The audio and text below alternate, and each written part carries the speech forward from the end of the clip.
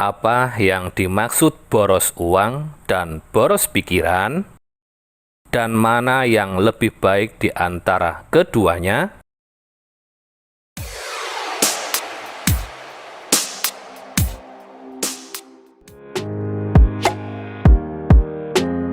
Halo sahabat kekuatan pikiran semua, kemudahan, kebahagiaan, dan keberlimpahan selalu bersama Anda semuanya. Amin. Kali ini saya mau membahas tentang boros uang dan boros pikiran. Kenapa saya bahas ini? Ya, karena menurut saya ini penting, terutama bagi Anda yang mau hidup semakin baik dari sebelumnya dan semakin berlimpah dari sebelumnya. Baik, saya bahas dulu apa yang dimaksud boros pikiran ya. Boros pikiran yang saya maksud adalah hal kecil atau hal sepele namun mikirnya berlebihan. Contoh, ketika tidak disapa orang lain saja, itu mikirnya sudah buruk kepada orang yang tidak menyapa. Ah, sombong sekali dia. Dia pikir siapa? Sok kaya dia, sok ganteng, sok cantik, dan lain sebagainya. Hanya soal tidak disapa saja bisa membuat hidupnya drama. Ini hanya mengenai tidak disapa ya, belum yang lain. Misalkan lagi menelpon teman tapi tidak diangkat, WA teman tapi tidak dibalas-balas. Mikirnya sudah kemana-mana. Kemana-mana maksudnya berpikir tidak baik kepada teman yang tidak mengangkat telepon dan tidak membalas WA dengan segera. Merasa kecewa, marah, dan lain-lain. Ini dampaknya bisa ke semua aspek kehidupan. Marah dan kecewanya itu hanya ke teman yang tidak mengangkat telepon dan tidak membalas WA dengan segera. Namun ini bisa menarik hal-hal lain yang membuat marah dan kecewa berikutnya. Jadi stop ya boros pikiran.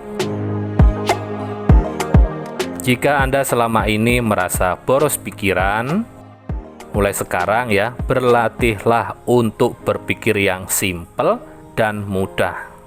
Berpikirlah yang penting-penting saja. Ini demi kebaikan dan kemajuan hidup Anda ya.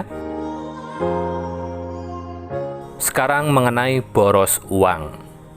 Apa yang pertama kali muncul di pikiran Anda ketika mendengar kata boros uang? Buruk, tidak baik, bikin tidak bisa kaya, atau yang lain? Memang ya, sejak kecil kita didoktrin boros uang itu tidak baik. Hidup itu harus hemat agar bisa kaya. Saya dulu pun percaya loh ya dengan doktrin ini. Namun sekarang tidak. Kenapa tidak? Ya karena saya melihat banyak orang yang hidupnya hemat namun tidak kaya-kaya juga. Malah mereka yang boros uang justru hidupnya malah semakin kaya. Kenapa bisa seperti itu? Begini ya, ketika Anda mengeluarkan uang untuk beli sesuatu ke toko A misalnya, itu sama halnya Anda itu membantu perekonomian yang punya toko A. Apa jadinya jika di desa Anda ada orang yang buka toko, katakanlah toko B ya, namun Anda dan semua orang di desa Anda semua menerapkan hidup hemat. Boros uang itu tidak baik. Akhirnya Anda dan semua orang yang ada di desa Anda tidak mau membeli barang yang dijual di toko B yang ada di desa Anda tersebut. Apa yang terjadi? Yang terjadi adalah toko B tidak lama pasti tutup karena rugi, tidak ada yang beli. Dan perekonomian yang punya toko B juga macet jika yang punya toko B perekonomiannya hanya mengandalkan dari hasil tokonya saja. Ayo.